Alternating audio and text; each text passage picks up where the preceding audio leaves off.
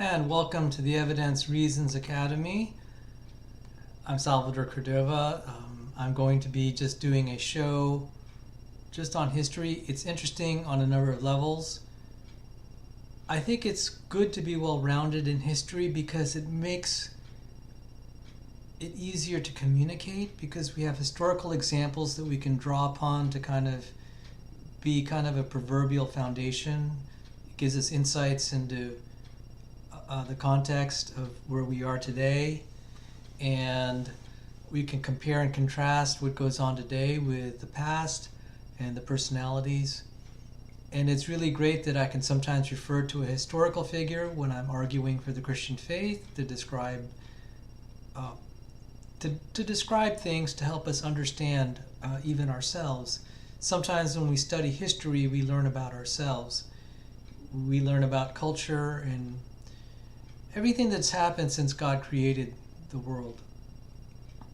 And so even though some of the things that we cover here are not immediately relevant to the Christian faith, sometimes I find that things you might not have really expected to be of utility end up being of utility. And it can help us in our Christian walk. So this is kind of a supplement to the Evidence and Reasons for the Christian Faith video channel. That's my main channel. But then this channel kind of just does a lot of, I guess, just random explorations, and sometimes very well directed, both a mix of random and also very kind of strategic explorations. Definitely for the science, it's very strategic. But then for items like economics, military science, history, just kind of picking, just kind of randomly pick what's interesting. And sometimes I'll find something that's very interesting and it can file it away in our back pocket. It also helps us to relate to, as we learn about various cultures in history, it makes us more able to relate to the culture as we share the gospel to people in a certain culture. This is in evidence in Acts chapter 17. So with that, let me show you the thumbnail of what that's the thumbnail of the Duke of Wellington on the left and Napoleon Bonaparte on the right, the Emperor of France. The Emperor of France, Napoleon, was resoundingly defeated at the Battle of Waterloo by the Duke of Wellington and Prince Blücher of Germany, Duke of Wellington of England, now the United Kingdom. Bonaparte was a military genius, but I think, in my personal opinion, he's a horrible tyrant, a narcissist, a liar, very callous, didn't care really about people, except to the extent that it might benefit him. Wellington, on the other hand, had a heart of gold. But great military general. He was known as the Iron Duke, not because he was harsh or tyrannical. Napoleon was tyrannical. But the Duke of Wellington would stand in the middle of battle. In the Battle of Waterloo, he was in the middle of the battlefield, sometimes kind of at the front, so he could have a good view. He didn't hide from the front lines like Napoleon, who was miles behind his army. The Duke of Wellington was right there getting shot at. He had 22 attendants, officers and attendants around him. Most of them died in the battle. They were shot left and right. And historians have commented it's a miracle he didn't die, because, everyone else was getting wiped out, but he stood there and he was unscathed. The courage that he showed, this was a great risk, because if he gotten killed, his army could have been routed because he was so central to the leadership. But that's part of being a leader. You take the risk with your men. And he led them courageously. And the battle was horrific. At the end of the battle, Wellington said, "This is the last battle that I've fought." He was a soldier for maybe about 2 decades, I estimate. Famous and he had, it's very interesting, he'd not really won any, he'd not really lost many major battles. Napoleon was starting to lose battles. His campaign, Napoleon's campaign in Russia was not too sharp on Napoleon's part, and Wellington outgeneraled Napoleon that day and showed courage.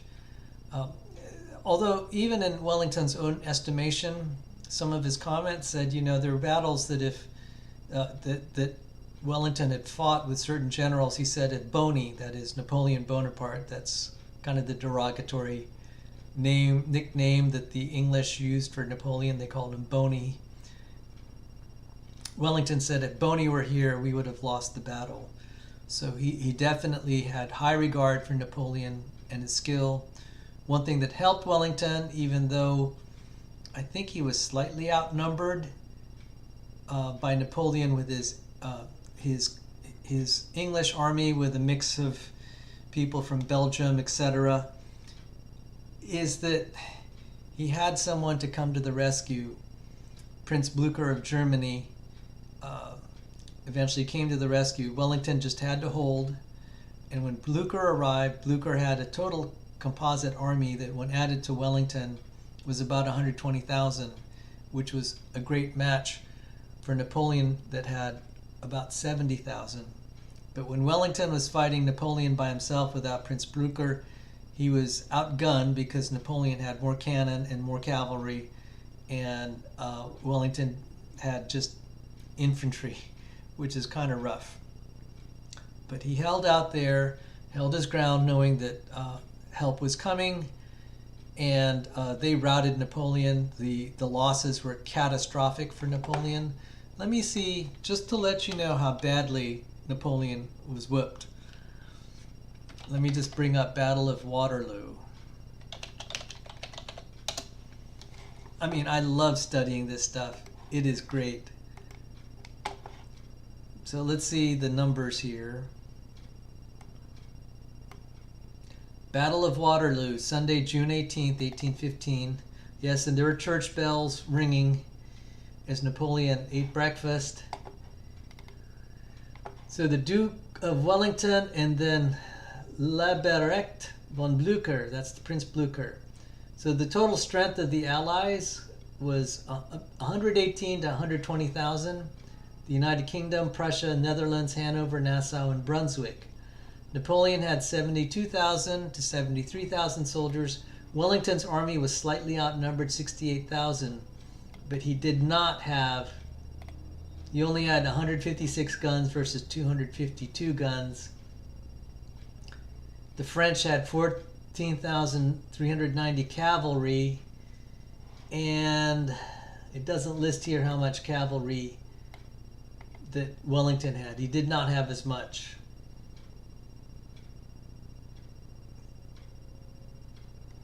Neither did Blücher when combined with Blücher. I don't think they had as much. So this was incredible. So Wellington was almost swept off the field, but the net result was Napoleon's army suffered. I mean, this is incredible. 72 to 73,000. He had 41 to 42,000 casualties. I mean, this is like wiping out your army. Napoleon had his rear end handed to him. Served him right. Sorry, you know, feel sorry for his soldiers though. And 15,000 were missing, 6 to 7,000 captured.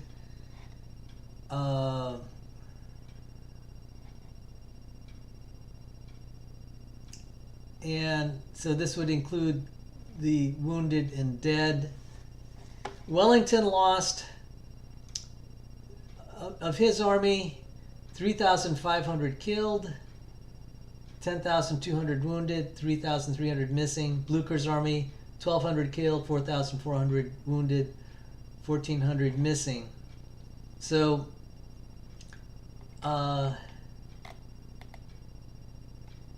They lost less than about 20% of the army for Wellington and Blucher, but Napoleon lost a big fraction, more than half. It was a rout. It was definitely a rout. So kudos to Wellington.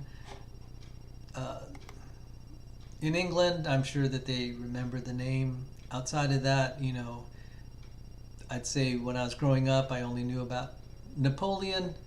I really didn't understand the whole history of the significance, but anyway, I've studied the Battle of Waterloo, and it's interesting. Wellington, after the battle,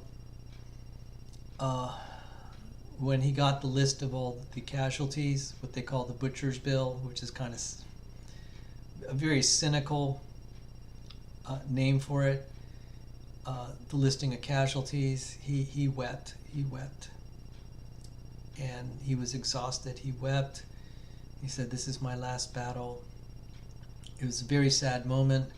As he was riding his horse through the battlefield, he didn't have an entourage around him. He was very solitary.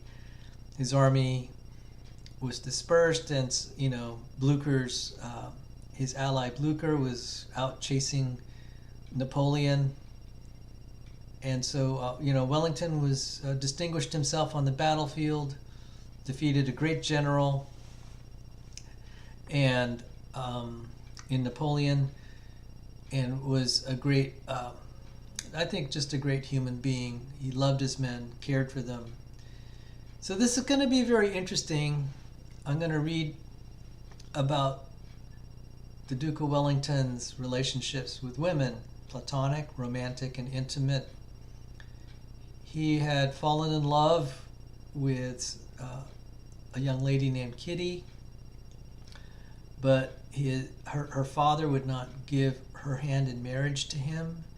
He was madly in love with Kitty, and because Wellington was kind of low nobility, you know, marginal nobility, the dad said no. Wellington went off into the army, became a distinguished officer, gallantry and excellence as a commander in India, won a lot of battles, distinguished himself, came back to England, and the father said, "Yes, you can marry my daughter." This is 12 years he waited for Kitty. Sadly for Kitty, she got very, very sick, and she warned Wellington that she'd lost a lot of her beauty. And when he saw her, he thought to himself, how ugly she's become. He may have commented that to his groomsmen or something, how ugly she's become. But he felt, because he had, you know, he's a man of honor, and because he had made the marriage offer and promised her that when he returned, he would marry her. But, you know, he married someone that he'd fallen in love with, someone that was no longer existing in some sense. Very sad for both of them. You know, very sad that his Kitty had gotten so ill, and very sad that Wellington, you know, some of their best years that they might have had together was hindered because of class warfare, you know, class distinctions. Very sad. With that backdrop, I'll now read this article that I stumbled upon, and Google just has a way of knowing how to read my mind. By the websites I visit, it had presented this article to me, and I don't know how I saw it, but it just, you know, sometimes it'll just randomly say, "Hey, you might be interested in this," and I found it. I had to look. So yes, I remember now how I found it. I had been presented stuff about Wellington some months ago, and it talked about Wellington's confidant with the letter E at the end. I think a confidant is someone you confide in. If it's male, it's confidant, and if it's female, confidante with an E at the end. And Wellington, and we know so much about Wellington's accounts of the Battle of Waterloo because there are letters that are preserved to his confidants.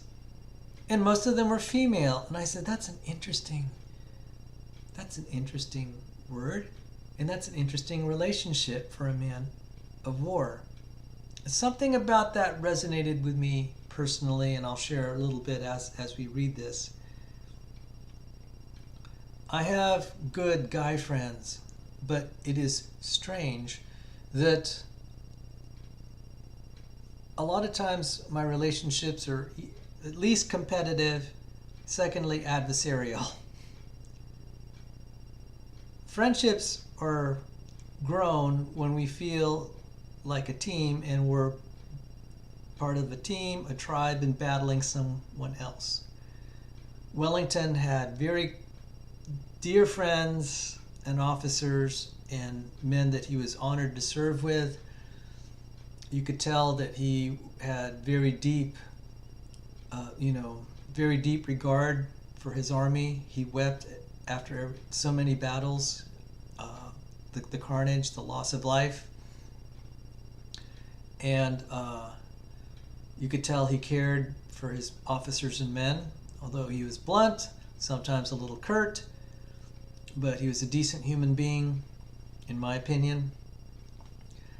And so, there's always that camaraderie. I mean, you can't be on the battlefield and being overseas and fighting for that long without caring for what you're doing and having some caring for your men. So this is very, I kind of get it, where I can build friendships with guys if I feel that we're on the same team battling a common foe. It's amazing that many guys in the military, they miss the camaraderie because you have a common mission, you have a common foe, you have a common objective. Then you can bond and be friends and compatriots and comrades. But sometimes out in the open, it's a little different. So when you see like in the wild where you have various mammals, like sea lions and walruses, they'll compete for the women, and the males will fight each other to get supremacy and ownership of the harem. I mean, this happens so many times in various animal species, and I think there is something to be said about that being in the male, even human males, that there just tends to be an inherent competitive and adversarial relationship to some extent. Now, there were tribal wars that happened in even primate populations, and that's where you get the male bonding. So let me see.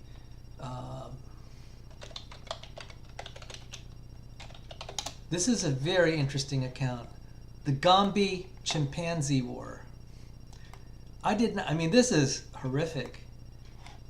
The Gombe Chimpanzee War, known also as the 4-Year War, was a violent conflict between two communities of chimpanzees in the Gombe Stream National Park in Kigoma region of Tanzania between 1974 and 1978.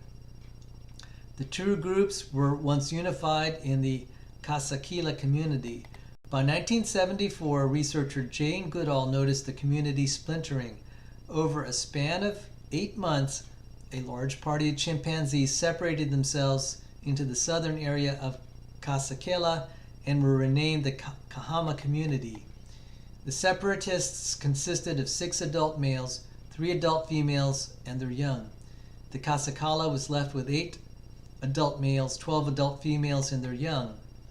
During the 4-year conflict, all males of the Kahama community were killed. Ooh. Effectively disbanding the community. The victorious Kasakela then expanded into further territory, but were later repelled by another community of chimpanzees. Does this sound horrifyingly similar to human behaviors? Yes. It's disturbing. Disturbing. My dear mentor and friend, John Sanford, we were talking about chimpanzees and how similar they are to humans in so many ways. And he was saying, Sal, you know,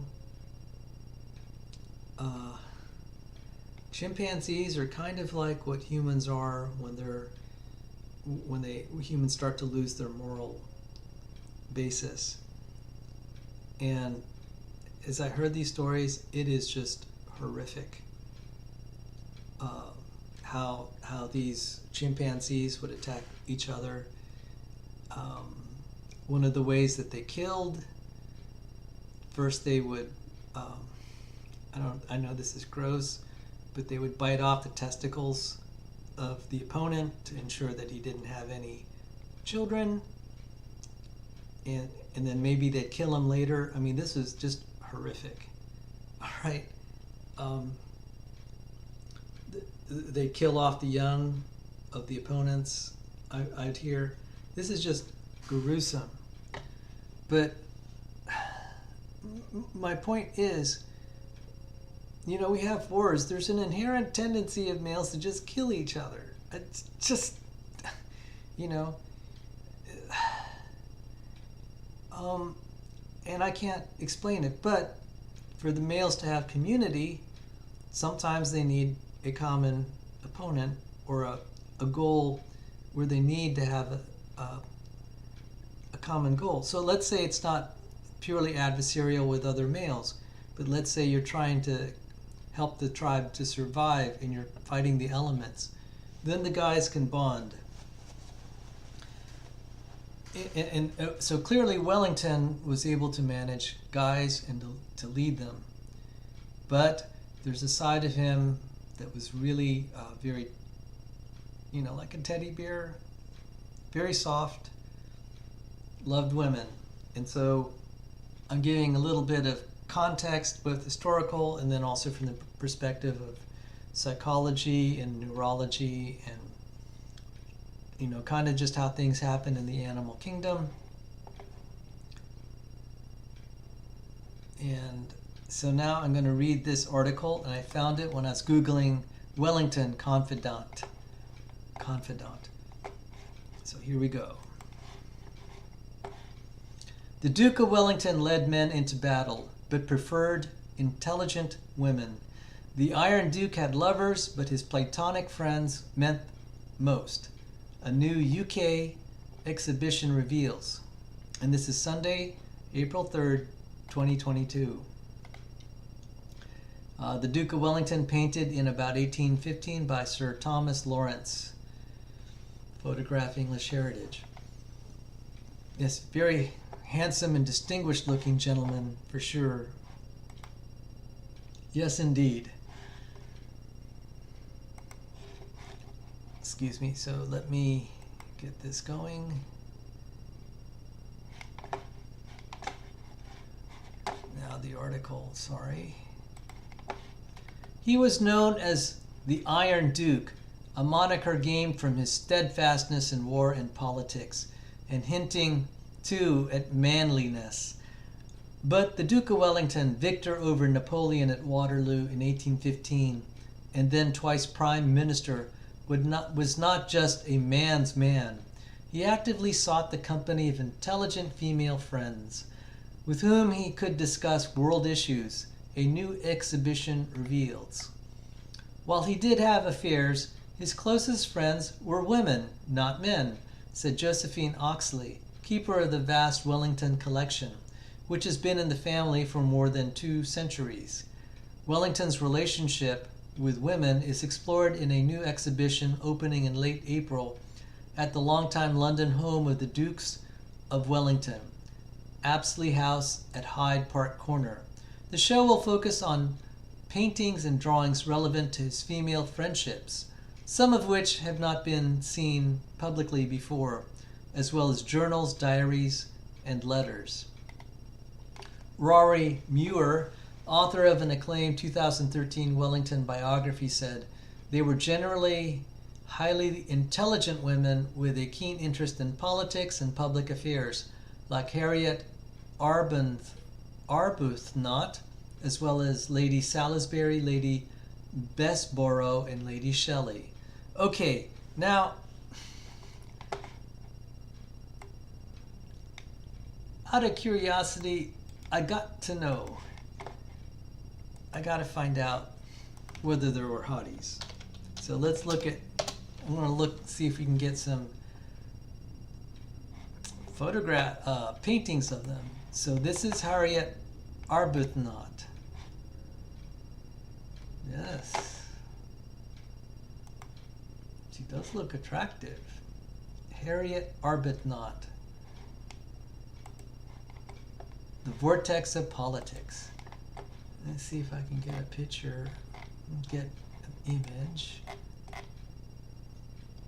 There, Harriet Arbuthnot.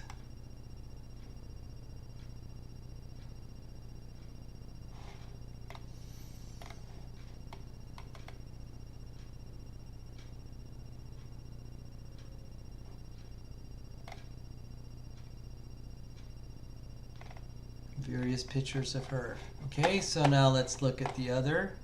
Harriet Arbuthnot. Alright, so let me Harriet Arbuthnot.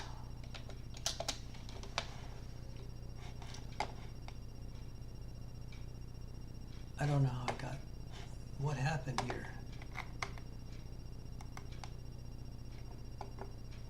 She was an early 19th century English diarist, social observer, and political hostess on behalf of the Tory party. She was the closest woman friend of the hero of Waterloo and British Prime Minister, the first Duke of Wellington. She maintained a long correspondence and associated with the Duke, all of which she recorded in her diaries, which are consequently extensively used in all authoritative biographies of the Duke of Wellington.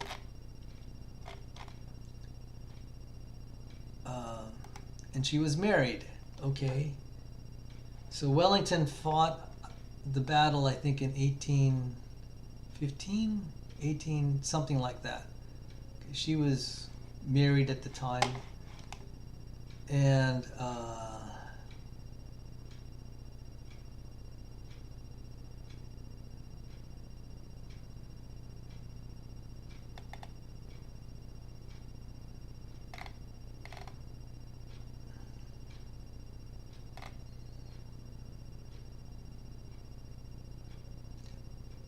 throughout her marriage, Mrs. Arbuthnot, the former Harriet Fanny, formed close friendships with powerful older men. She described Castlereagh as her dearest and best friend until his death in 1822, when she transferred her affections to the other great 19th century Anglo-Irish peer, the Duke of Wellington. All social commentators of the time, however, agree that her marriage was happy. Indeed, her husband was a close friend of Wellington's, as was his wife. That's nice to hear. Good relationship. So that was Wellington's best friend, Arbuthnot, and Lady Salisbury. Let's look at Lady Salisbury.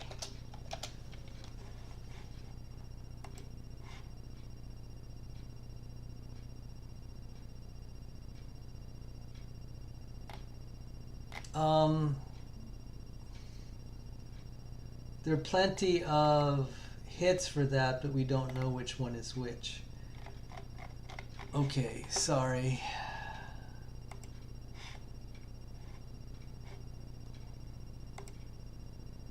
So we'll look some more. Lady Shelley, Lady Bessborough. Okay, so unfortunately, those aren't really good identifiers. The people in the United Kingdom would know who they are. Wellington took their opinions seriously and enjoyed discussing events with them. He did not treat women as intellectually inferior, nor did he feel anything was wrong with them being involved in political discussions. Over the years, He did have a number of affairs, but that was probably secondary, as most of his closest friendships were with people who were not his lovers. His marriage to Kitty, and I mentioned her before, Kitty. His marriage to Kitty Pakenham, who, like him, came from an Anglo-Irish family, was loveless. Wellington, born Arthur Wellesley, fourth son of the Earl of Mornington, wooed Kitty unsuccessfully for more than a decade from the mid-1790s. He was initially rejected by her father, Lord Longford. Before 12 years later, it was finally agreed they could marry. While he besotted with her intended, just before the wedding in April 1806, Kitty was prescient enough to write to him, "I don't think I'm going to be a companion for you and a friend for life." This was very sad.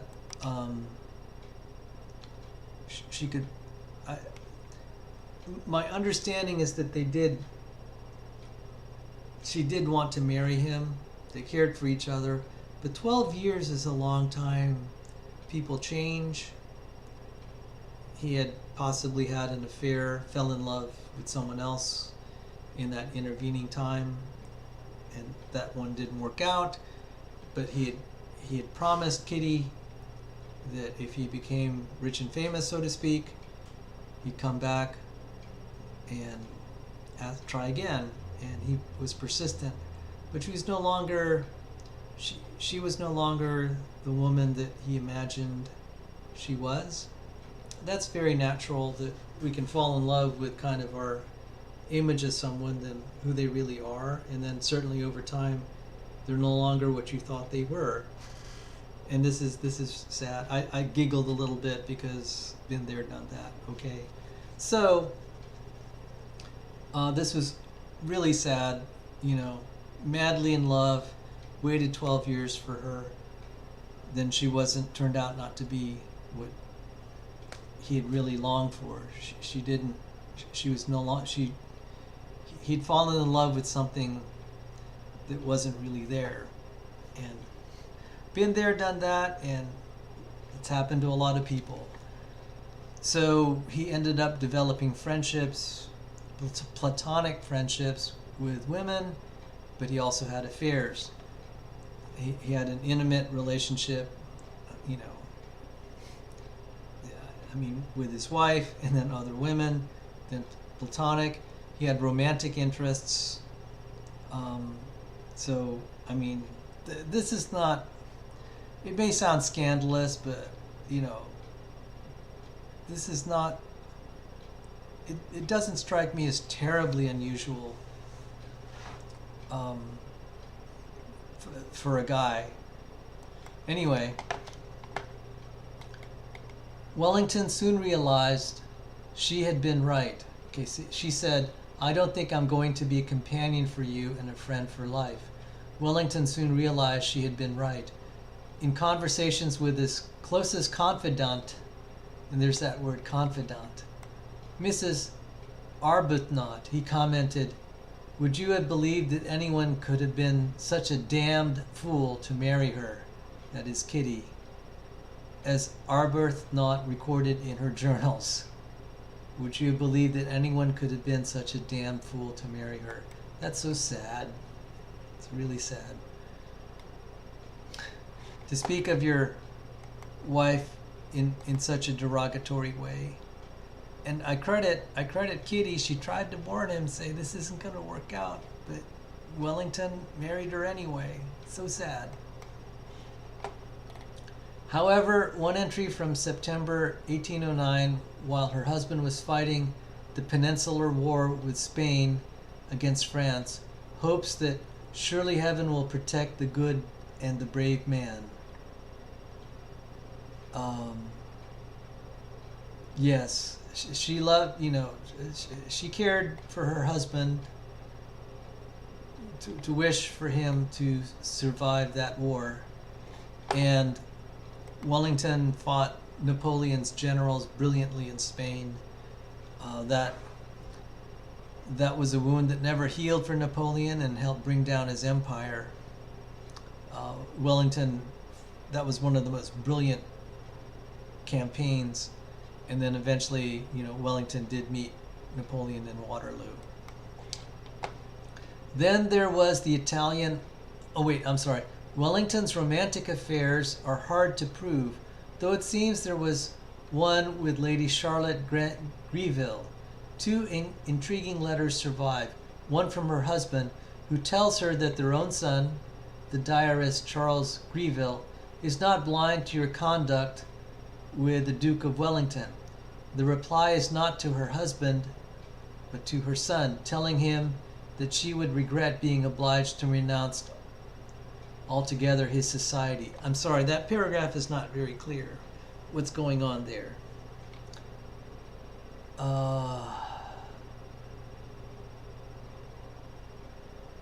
Who tells her that their own son... Okay, so there's a letter from her husband, apparently to her, who says, your son is not blind to your conduct with the Duke of Wellington. The reply is not to her husband, but to her son. So then, I guess Lady Charlotte writes to her son, telling him that she would regret being obliged to renounce altogether his society. Okay, this is a terrible paragraph, so I'm having to interpolate a little bit. Then there was the Italian opera singer Giuseppina Grassi, whom Wellington met in Paris in 1814. And let me take care of a bot here. Have to dispense with a bot. Okay, bot is dispensed with.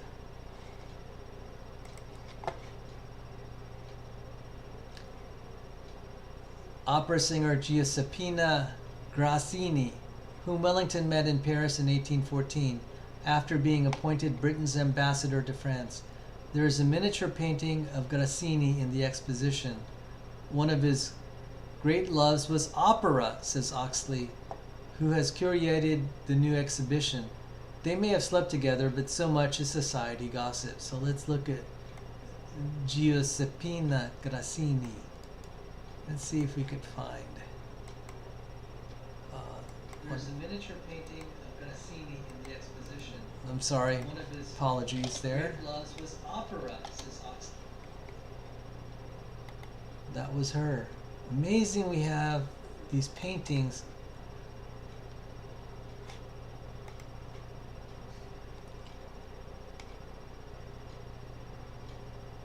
And not good. That was also a woman that Napoleon had.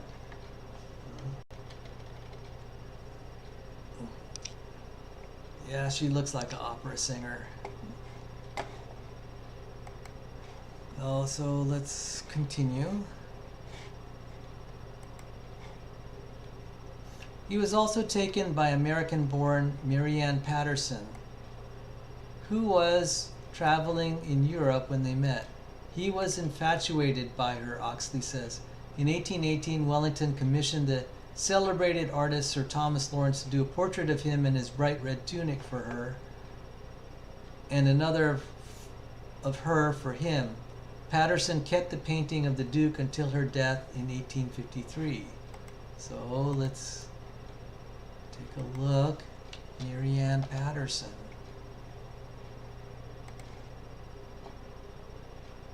He was infatuated with her.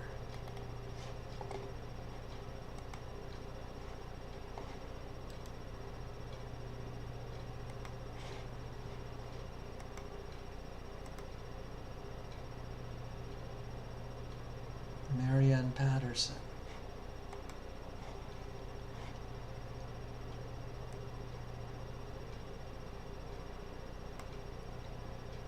Okay, so...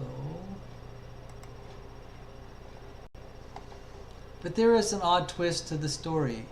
In the 1820s, after the death of her first husband, She married Wellington's brother Richard, a union that did not amuse the Duke. The work was then bequeathed to the second Duke and has since been kept at the Wellington's Hampshire home. The two portraits will now be displayed for the first time in the Apsley House exhibition. So, Mary Ann Patterson, whom he was infatuated with, married his brother. Oh boy, drama. After the death of Kitty in 1831, and very briefly becoming Prime Minister for the second time in 1834, Wellington continued to enjoy the company of women. Perhaps the most unlikely relationship for a former Tory Premier was with the social reformer Angela Burdett Coutts, his neighbor in Piccadilly. She even proposed to him in 1847. When she was 33 and he was 77.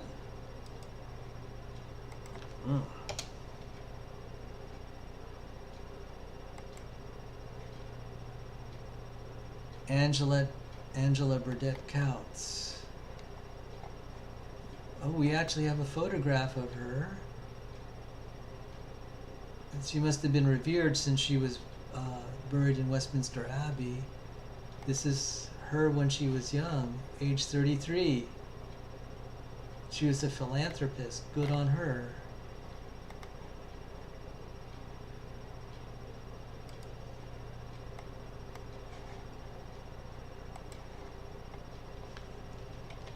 So, 33-year-old offering herself to a 77-year-old man.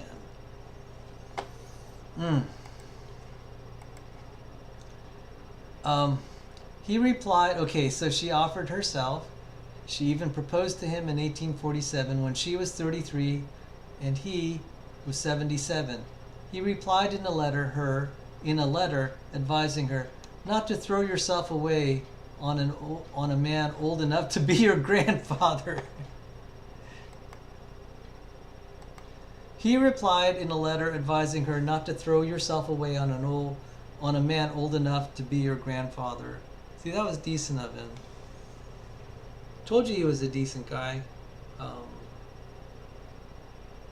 Could have taken advantage of her. Chose not to. Good on him. Wellington, Women and Friendships opens 19th April with special tours for English Heritage members. So,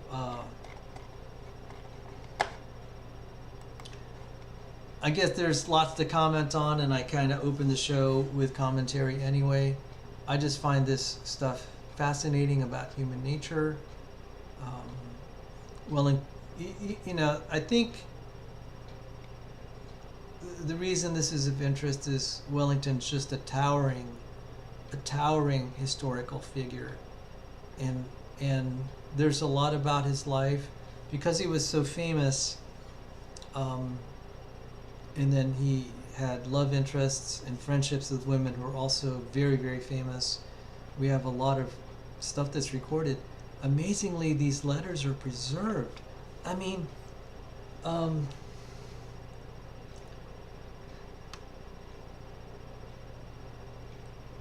these things are so personal. Why would they be preserved?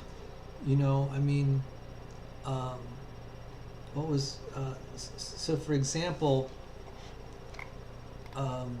Angela Burdett Coutts, that 33-year-old girl, she had preserved the letters from Wellington all these years, and it got bequeathed, it got passed on to her, to others, and they were able to get a hold of it. It's remarkable. We can reconstruct the relationships in history. And it's really kind of,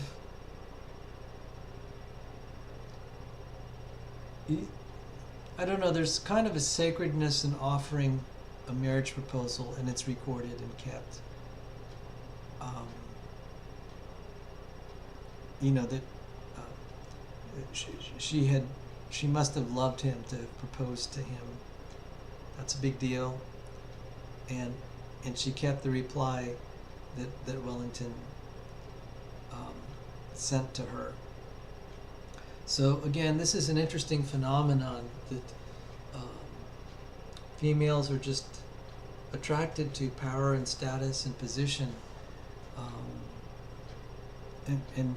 and so these May to December relationships are they happen. They're not extremely rare. I saw one study that about 15% of the population are May to December relationships. I guess a gap of 10 years or more. This is just historically true, and I do remember I was watching a movie with a young lady at my house, and we were watching James Bond, and we were just kind of just chit-chatting. I forgot the one. What did we watch?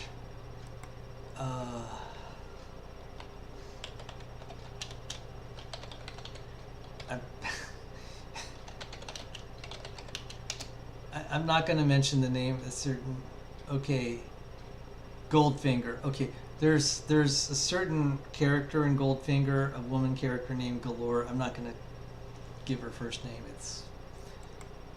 I'm trying to keep it family friendly here. Oh boy.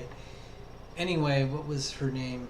Okay, so yeah, I was talking to the young lady, and she was saying, and she was like what, 22, 23 at the time, and she's saying, Sal, you know what? What's really scary? I'm still attracted to Sean Connery. Sean Connery, who played James Bond in Goldfinger. And she was saying, he's 60 years old, but you know what's really scary? I'm still attracted to him. Wow. So what happens? Can't explain it. It just seems to be natural. Now, there are various theories, biologically speaking, why that's feasible. Men are able to have children later in life than women, so the possibilities are still there. Also, a guy that has survived that long does distinguish himself just from the fact that he survived. That says that, he's at least healthy enough to live that long, and maybe he has the survival skills, just qualities that say, hey, he might make a good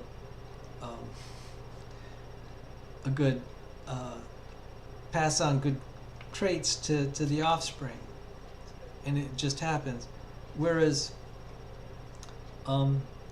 men would just tend to be attracted to women that are childbearing age. So you could basically say sometimes why there are age gaps in relationships is the childbearing age for men is higher than women. And if I had to boil it down to one thing, and so that tends to be biologically wired in the human species. But this is all very compelling and tragically beautiful on various levels. Wellington was an honorable man, had his foibles for sure, and a very towering figure in history. So, thank you all. As I said, I don't know that there'll be other utility for what we covered today. It's at least an interesting historical note, a commentary on human nature. And so, glory and honor to our Lord and Savior Jesus Christ. And I'll close with my usual Rhapsody on a Theme of Paganini by Rachmaninoff. So take care, and God bless you all. An early Merry Christmas. Amen.